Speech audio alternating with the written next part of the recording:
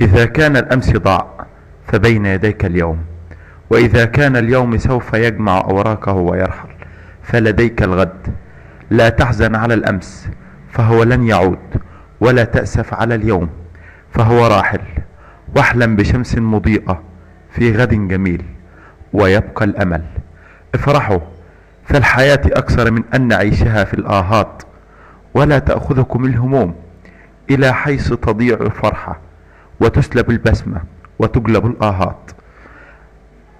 الأمل، الأمل يساوي الحياة، الأمل يساوي الأحلام، الأمل يساوي الصبر، الأمل يساوي قوة الإرادة، الأمل يساوي الحب، الأمل يساوي الرجاء، الأمل يساوي الإيمان، الأمل يساوي الثقة بالنفس، الأمل يساوي اللامحدودية، الأمل يساوي القناعة.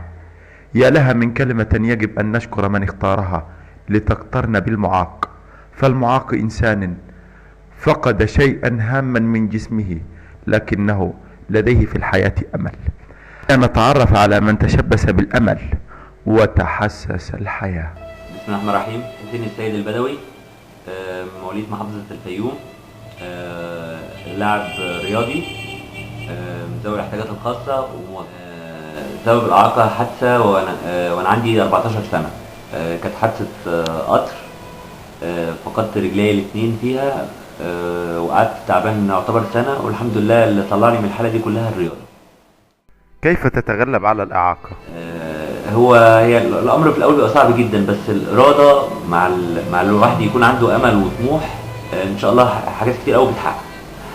كنت ضعيف جدا، وكنت أعتبر أضعف لاعب منهم بعد الحادثة. طبعا الواحد بيتأثر صحيا كتير، والحمد لله بتصميم يوم ورا يوم بقت من أحسن الناس في الفيوم كلها، وانضميت لمنتخب مصر بعد كده.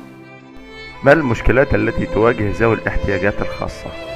بصراحة المشاكل اللي بتواجه ذوي الاحتياجات الخاصة في الإعاقة كتيرة، منها نظرة المجتمع تجاه هذه الفئة، بينظرها نظرة ضعف أو نظرة شفقة أو مش بيوصلها كشخصية سوية، على أساس إن هي شخصية ناقصة، وبالعكس ده شيء غلط جدا. ومنها كمان دور الإعلام السلبي في توضيح الأمور بالنسبة للفئة دي، دور ما بيقومش بالواجب اللي عليه إلا بنسبة قليلة جدا. حتى بيصور في المسلسلات وبعض الأفلام إن المعاق بيبقى على كرسي متحرك ويحتاج مساعدة ويعيني ومش عارف إيه، بس ما بيركزش على نجاحاته، وما بيجيش أمثلة رياضية، ناس ناجحين في الثقافة وفي الفن وفي الشعر وفي الأدب، زي مجموعات كبيرة قوي ما شاء الله عليها دلوقتي. ما بيبرز بس نقطة الضعف، دي بتقلب انعكاس سلبي على الأهل والأسرة، وبتخلي الأهل نفسهم ممكن يعاملوا المعاق معاملة برضو من ناحية اللي هو ضعيف ويحتاج الشفقة ويحتاج إحساس بصراحة فظيع. أنا بحمل الإعلام الدور الرئيسي في الموضوع ده. كيف التعامل مع هذه الإعاقة بدون مشاكل؟ هو بصراحة عشان الواحد ينجح أو يتعامل مع كل دوت في حياتي، أنا عرفت حاجة، اللي هو يركز على هدف معين ويحاول يسعى ليه، ويحط قدامه كدهوت وملوش دعوة أي حاجة تانية. يركز على الهدف ويفكر فيه ويحاول جاهدا إنه يسعى ليه. مثلا كرياضة، بالنسبة لي أنا كرياضة وكدهوت، إزاي أبقى من إنسان محطم بعد حادثة وتعامل فظيع من مجتمع حواليا وكدهوت، ازاي يبقى احسن واحد في الفيوم ويعتبر من الناس الخمسه اللي احسن خمسه في منتخب مصر كرة السله. فدي كان مشوار طويل قوي وصعب جدا، بس بيحتاج اللي انا بصيت على الهدف. كان عندي امل في ربنا كبير، ربنا يوفقني، وكان عندي ايمان ان انا هقدر اوصل يوم ورا يوم ورا يوم ورا يوم. الحمد لله الواحد بيوصل له الحمد لله، فالاراده والتحدي. ازاي نعالج المعاق نفسيا؟ وقبل ما اقول كيف نعالج المعاق نفسيا، انا احب اتكلم على الدور الجميل قوي اللي ممكن يغير حاجات كتير قوي في حياه المعاق، اللي هو الدور الاعلامي، اللي هو بركز عليه انه دور خطير جدا في توضيح امور كتير قوي قوي قوي، على اساس يبين للمجتمع والاهل. احنا بنشوف الدور الاعلامي دوت جميل قوي في الدول الاوروبيه والمتقدمه وكدهوت، من مجال رعاية صحية ورعاية رياضية ورعاية فنية وثقافية، على أساس إيه؟ بنشوف المواهب للناس ديت وبنعملها لهم. ديت بتيجي عن طريق المسؤولين في البلد أو الناس المتخصصين اللي هم يعملوا ندوات ومحاضرات إن هي تفهم مجموعات كبيرة من الأهل والمجتمع العادي ازاي نعرف نتعامل مع الناس دي، ازاي نعرف المشاكل اللي بتواجههم ايه، وهم نفسهم بعض منهم يتكلموا على اساس ايه الصورة تبقى واضحة. بس للأسف ما بيحصلش الندوات والمحاضرات ديت عندنا في مصر، يمكن قليلة جدا ومحدش يسمع عنها حاجة. وكمان في حاجة مهمة جدا اللي هو دور التلفزيون.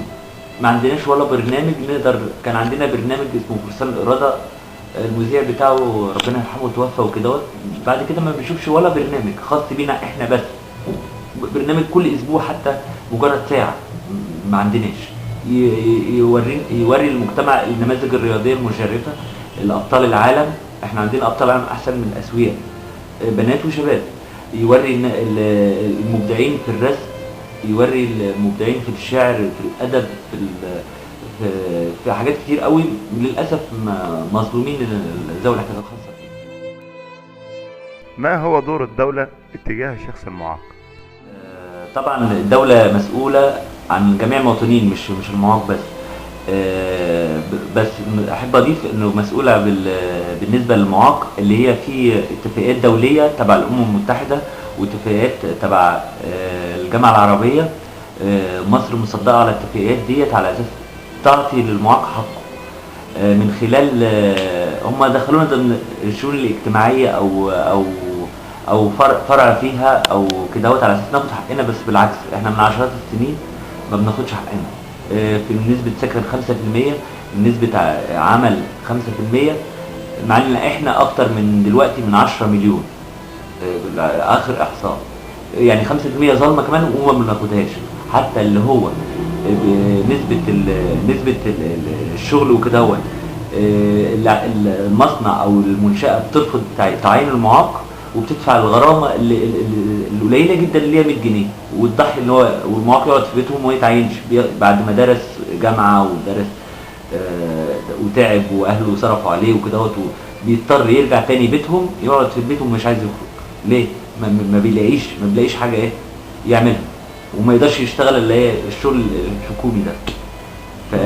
فبصراحة لو مصر نفذت الاتفاقيات ديت وكان لينا ممثل في مجلس الشعب زي الناس اللي بتتعين ديت، لينا في مجلس الشعب واحد بس يمثل اكتر من 10 مليون واحد بس، ده يبقى كويس جدا. بس للاسف الدولة ناسية المواطنين او في ناس بتتجاهلهم في البلد. الواحد بيقول بصراحة. ياسر محمد عبد العزيز، كلية آداب، فرقة ثالثة، قسم تاريخ، من يوسف الصديق، فيوم، ساكن مدينة جامعية وكويس، 28 سنة. أسباب الإعاقة شلل الأطفال. كيف التغلب على الإعاقة؟ تغلبت عليها إن أنا ما اعتبرتش نفسي معوق، وفي بعض الناس في المجتمع حواليا إن هو أعطاني الإحساس إن أنا معوق إلى حد ما، نسبة بسيطة جدا من الناس. ولكن لما خرجت بقى والجامعة وشغل في مصر وكده، تغلبت عن هذه الصفة، يعني قدرت ان اتفاعل مع المجتمع. ما هي ممارستك للرياضة؟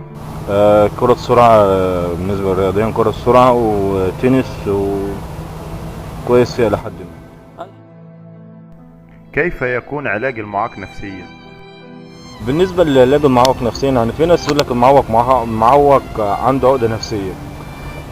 لا، المعوق ما عندوش حاجة نفسية من وجهة نظري انا، ولكن الحاجة النفسية بتبقى عند الأسوياء مش عند المعوق، لأن المعوق عنده اسمه لما يطلق عليه مطلق متحدي الإعاقة، يعني متحدي الظروف اللي هو فيها، ومع ذلك راغب في الحياة وحبيبها متمسك بيها.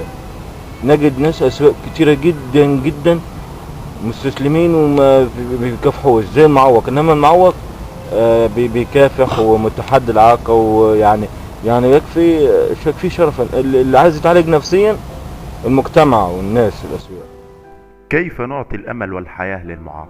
الأمل بالنسبة للمعوق إن هو توفير له بقى الخدمات. احلم معايا ببكرة جاي، ولو ما جاش احنا نجيبه بنفسنا.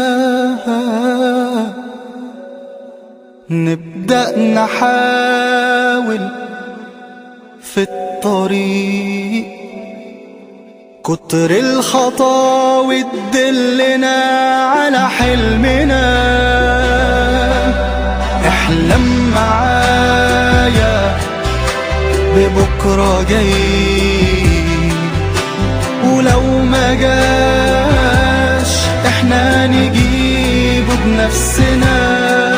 نبدأ نحاول في الطريق، كتر الخطاوي تدلنا على حلمنا.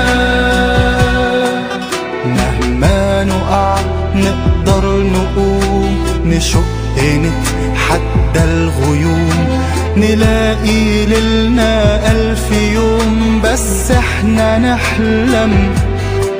مهما نقع نقدر نقوم، نشق نتحدى الغيوم، نلاقي ليلنا 1000 يوم بس احنا نحلم.